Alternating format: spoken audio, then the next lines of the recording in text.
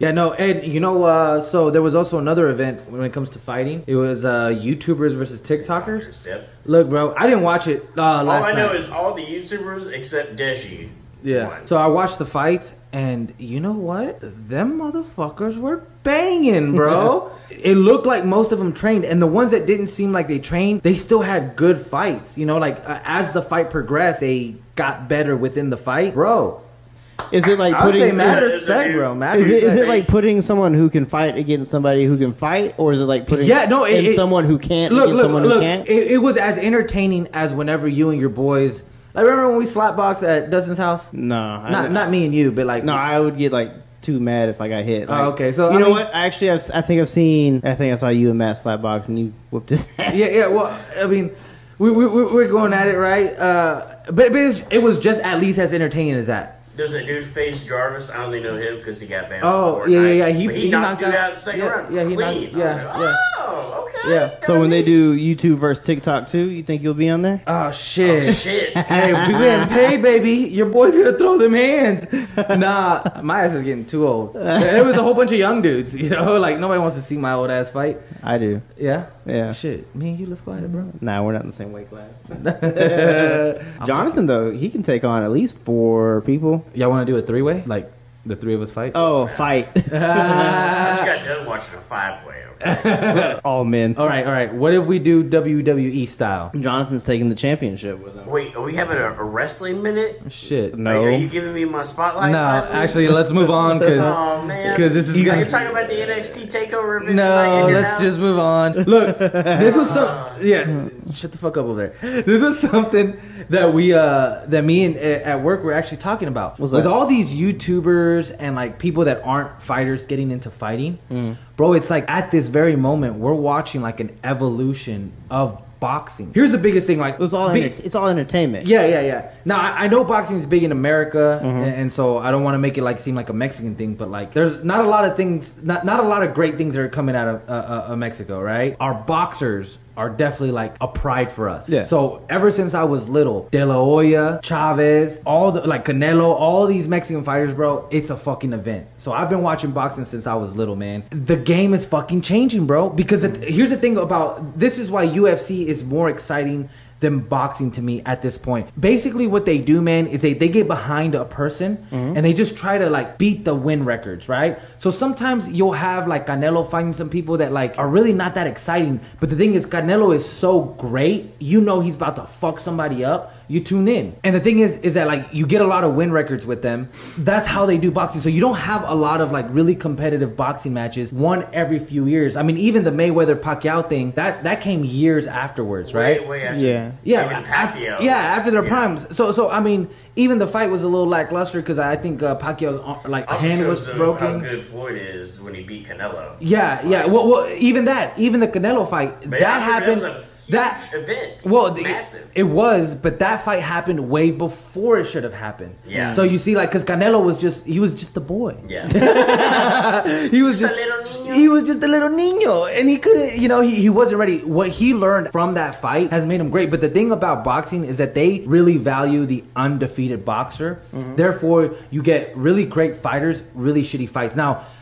This younger generation does seem to be talking a little bit more shit, you know, and they want to fight, but you still get like not that good of a fights as consistent as you get with the UFC. Like with the UFC is more like the backyard shit. It's like, damn, I would want to see a fight with you and you.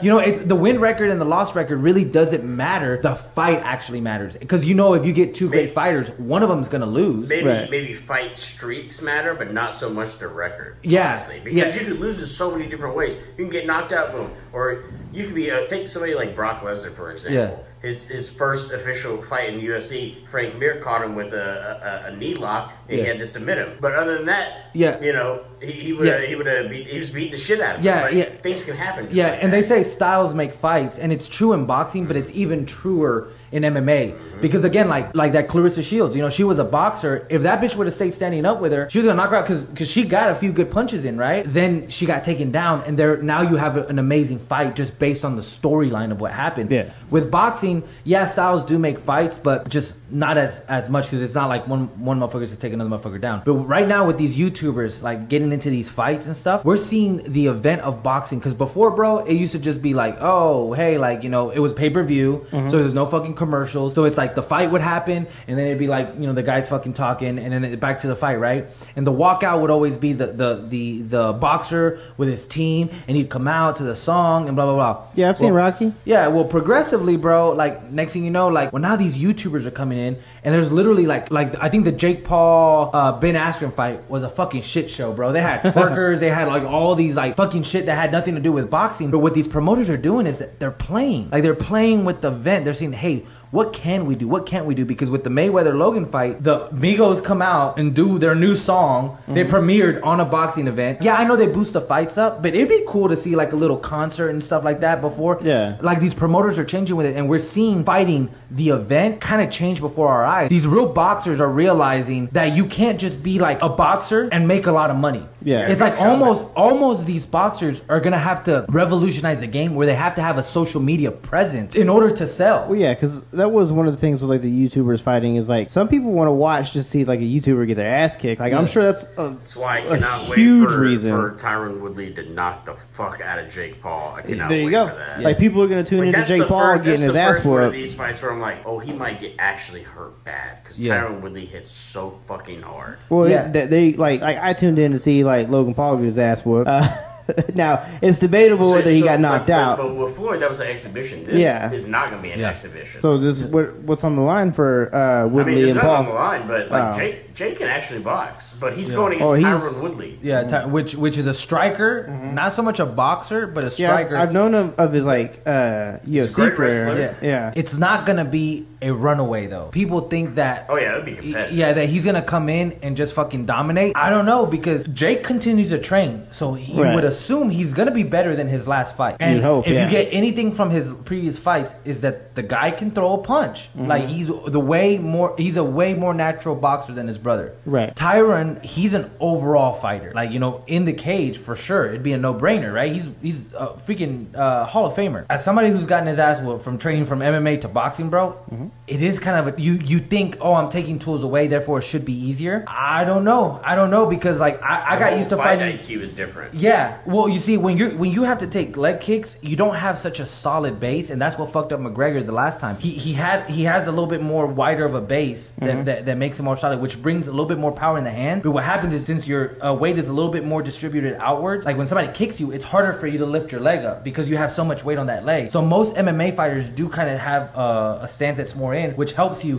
lift that leg up to check the kick. Well, now he doesn't have to worry about that, so he has to kind of be more at a bigger base. And that was one of the tendencies that helped me get my ass whooped, is that I kept wanting to come up, and this guy was so low and he was so out, and like you're able to move your hips almost a little bit more, because you know, with your legs being out, you can bend your body a little bit more and not be so much out of position, like, or off balance, as somebody who's a little bit more up. Because if you're standing straight up and you just move a little bit over it, it'll throw off your balance, you know. But if I had to put my money on somebody, it's gonna be Tyron Woodley. If Jake knocks him the fuck out or beats him in a decision, I'm not gonna be surprised. Because there's a real feud between the two of them, right? Yeah. Like more than just like for show. Like there's like real like, hey, fuck you. Because I saw that at the Paul Mayweather fight. Like there was a little bit of like back and forth. There was an interview with Woodley, and then all of a sudden like there was like shit talking like between the two of them. Of course, he called out Ben Askren, who's been on a losing streak.